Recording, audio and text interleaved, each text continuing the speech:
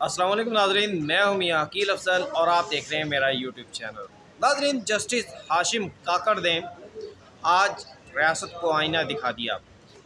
Justice Hashim काकड़ ने जो है 9 मई का बयानिया जो है वो उसको उल्टा कर दिया, उसको ख़त्म कर दिया, उसको सबतास कर दिया।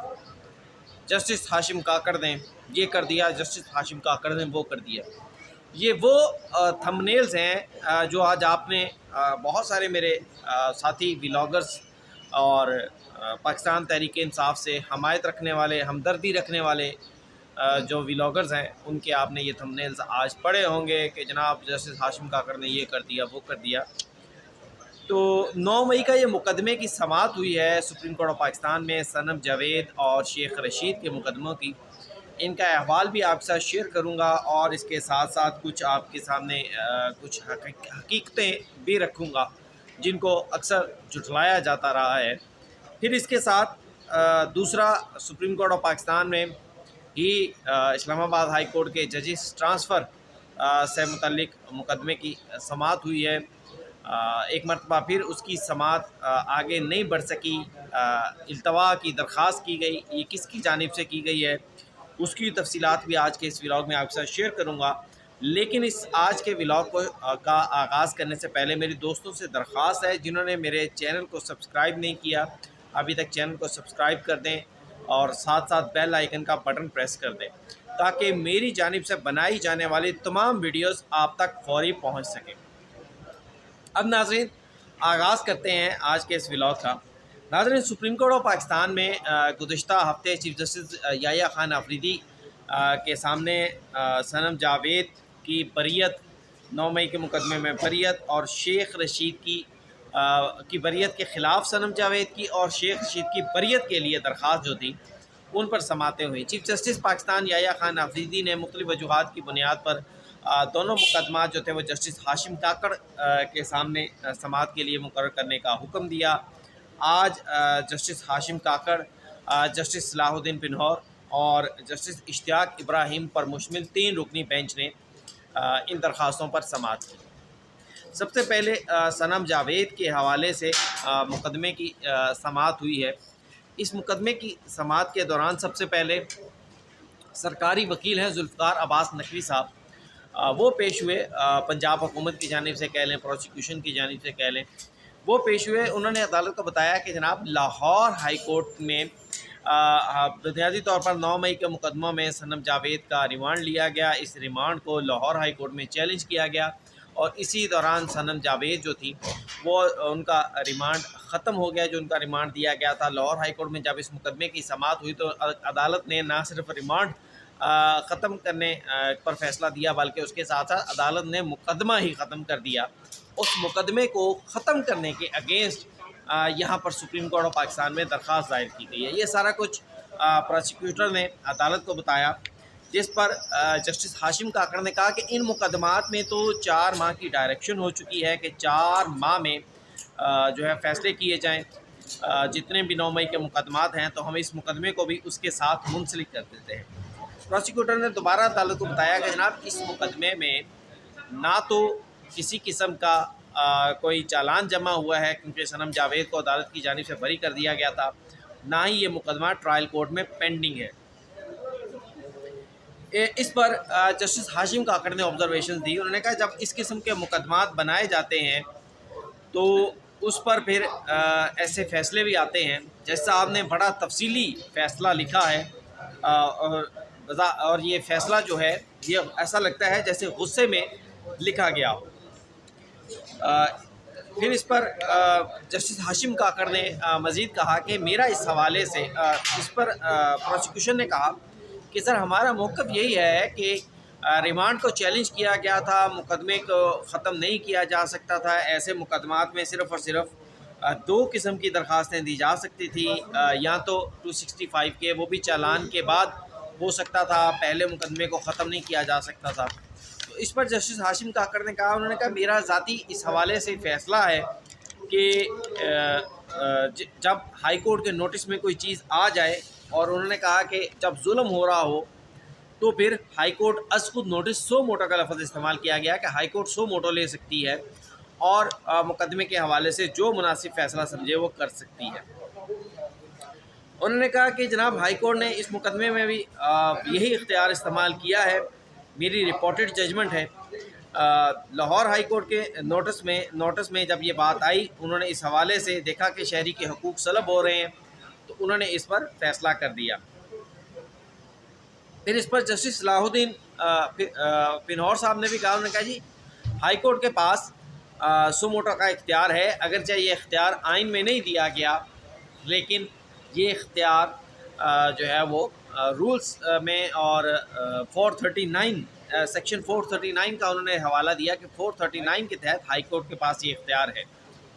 اب ایک تو سوال یہ تھا، یہاں پروسیکیوشن کے وکیل تھوڑے سے کمزور پڑ گئے کہ جناب ٹھیک ہے، آپ لوگوں نے ہائی کورٹس میں اگر بیٹھ کر اگر کچھ فیصلے دیے ہیں تو اگرچہ وہ رپورٹڈ ججمنٹ بھی ہوں، لیکن اس کے اوپر سپریم کورٹ آف پاکستان کے میرے خیال سے ایک نہیں وہ 20 فیصلے آ چکے ہیں کہ ہائی کورٹ جو ہے وہ سو موٹو کا اختیار نہیں رکھتی۔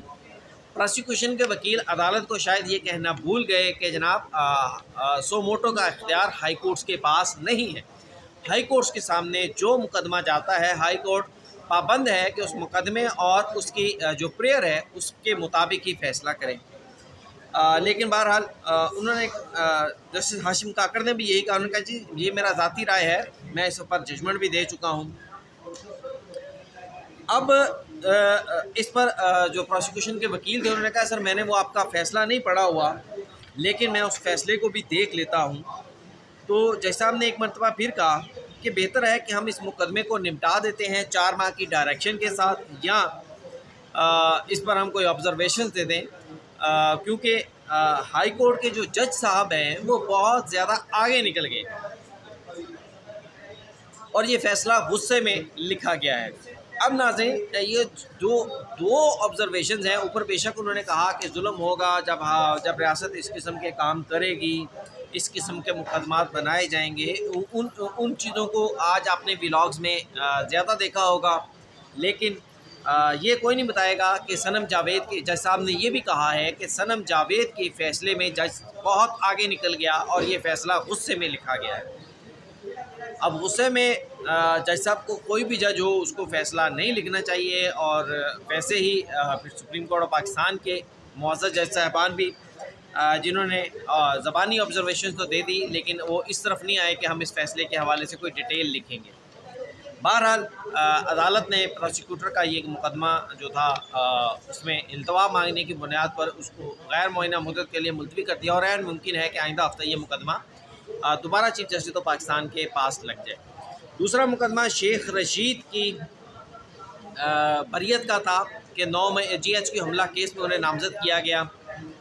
ٹرائل کورٹ ہائی کورٹ نے ان کی بریت کی درخواستیں مسترد کی۔ اس مقدمے میں پروسیکیوٹر کے وہی وکیل ذوالفقار عباس نقوی پیش ہوئے، انہوں نے کہا کہ جناب مجھے مقدمے میں التوا دیا جائے، کچھ ڈاکومنٹس جمع کروانا چاہتا ہوں، جس پر جج صاحب ہاشم کاکڑ صاحب کے پاس یہ بھی 3 رکنی بینچ کے پاس یہ بھی فکس تھا۔ انہوں نے کہا جی 50 سال سے 50 مرتبہ یہ شخص جو ہے شیخ رشید یہ MNA بن رہا ہے، بوڑھا آدمی ہے، یہ کہاں بھاگے گا، ایسا کیوں کر رہے ہیں آپ؟ ٹھیک ہے، پروسیکیوشن کے وکیل نے کہا کہ سر مجھے ان کے حوالے سے اعترافی بیان جو ہے وہ جمع کروانا ہے۔ وکیل سردار عبدالرازق جو کہ شیخ رشید کے وکیل ہیں، انہوں نے کہا کہ سر یہ بیان تو پہلے ہی فائل میں موجود ہے، یہ انہوں نے کیا جمع کروانا ہے، یہ تاخیری حربے ہیں، ہر پیشی کے اوپر ان کی جانب سے ایسا ہی کیا جاتا ہے۔ تو اس پر پروسیکیوشن کے وکیل نے شیخ رشید کے وکیل کو کہا جی مجھے بات کرنے دیں، ذرا لہجہ ان کا تلخ ہو گیا۔ اس پر بھی جسٹس ہاشم کاکڑ نے انتہائی اہم آبزرویشنز دی۔ انہوں نے کہا کہ جناب ریاست ماں باپ کی جیسی ہوتی ہے، آپ ریاست کے وکیل ہیں، آپ کو غصہ نہیں کرنا چاہیے۔ آج آپ نے اس آبزرویشنز کو بھی ولاگز میں بڑا دیکھا ہوگا کہ اس کو ہائی لائٹ کیا گیا، تھمبنیلز میں شامل کیا گیا، لیکن حقیقت وہی ہے کہ جو میں آپ کے سامنے رکھ رہا ہوں، کیونکہ کوشش یہی ہوتی ہے کہ ہمیں ویوز بے شک ان کی نسبت ذرا کم مل جائیں، لیکن کم سے کم ہماری بات کی کریڈیبلٹی جو ہے وہ برقرار رہنی چاہیے۔ جج صاحب نے نقوی صاحب نے بتایا کہ سر اس مقدمے کا ٹرائل تو نیچے چل رہا ہے، گواہیاں بھی ہو چکی ہیں، जस्टिस हाशिम काकड़ ने कहा कि देखें आप इल्तवा मांग रहे हैं, आसमान गिरे या ज़मीन फटे, फ़ैसला कानून के मुताबिक होगा। हम इस मुकदमे को आइंदा कभी भी इल्तवा नहीं करेंगे। आइंदा इल्तवा लेना हो तो मेरे सामने ना आइएगा। हाँ, इल्तवा तब ही मिलेगा जब जज मर जाए, वकील मर जाए या मुलजिम मर जाए, वरना इल्तवा नहीं होगा। अब ये जो है आसमान गिरे या ज़मीन फटे, फ़ैसला कानून के मुताबिक होगा, रियासत माँ बाप की जैसी होती है, इन ऑब्ज़र्वेशंस पर भी आज आपने बड़ी तालियां बजती देखी हैं। मान ली तालियां बजनी चाहिए, दुरुस्त है, चले मान लिया जनाब। मौज़ज़ जज साहब ने बड़ी अच्छी ऑब्ज़र्वेशंस दी हैं।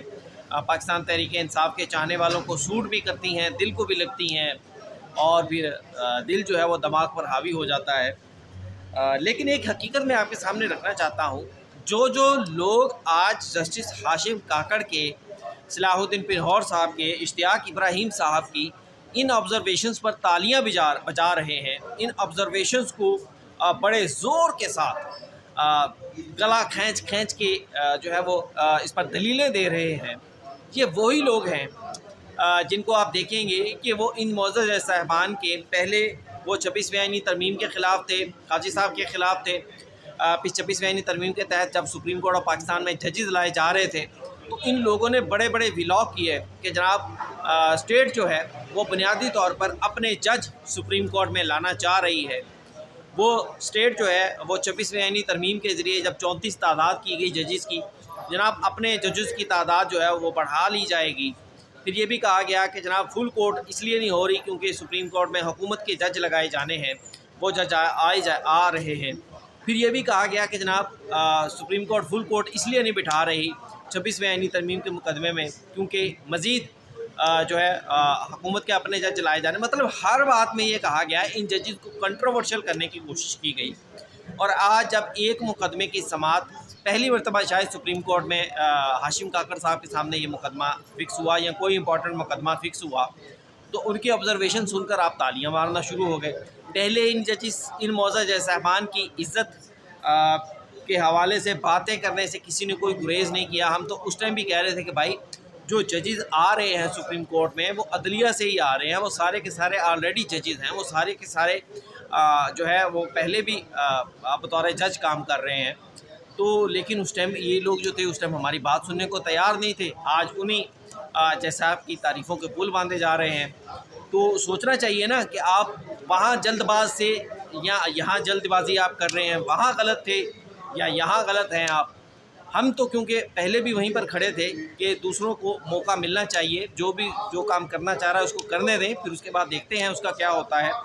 बहरहाल आप इस मुकदमे को भी बग़ैर किसी कार्रवाई के प्रोसिक्यूशन को मोहलत देते हुए मुलतवी कर दिया गया। ये भी शायद आइंदा हफ्ते चीफ जस्टिस याह्या खान अफरीदी के सामने लगे क्योंकि इसमें कोई ऑर्डर नहीं हुआ। अब आते हैं जनाब सुप्रीम कोर्ट ऑफ पाकिस्तान में इस्लामाबाद हाई कोर्ट के जजेस की ट्रांसफ़र से मुतल्लिक केस हुआ। अटॉर्नी जनरल फॉर पाकिस्तान पेश हुए।